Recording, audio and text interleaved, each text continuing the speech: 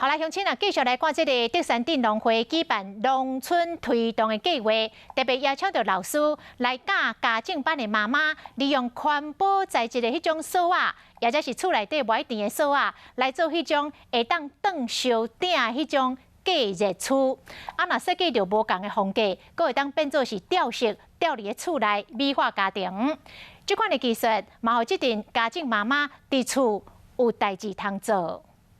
这摆德山农会办理农村推动计划，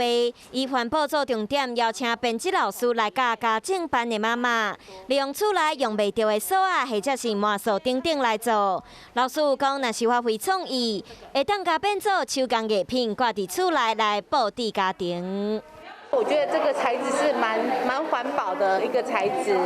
那做的时候呢，因为它是要做手部的动作，所以我们相对很多那种一些比较中高龄的，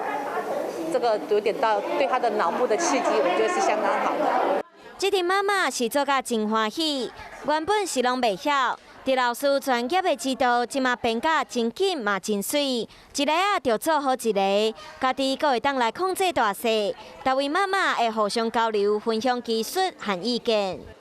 让妈妈们自己动手做，然后也让他们有一个就是舒压的一个小东西。 编辑会动着手指头，对脑部的刺激真好，困难度无所想的遮尔难。虽然伫过程当中做甲手会痛，不过完成的时心内真有成就感。希望透过这个活动，帮助着家政妈妈伫厝内会当放松心情来做，嘛会当互厝内变甲更较水。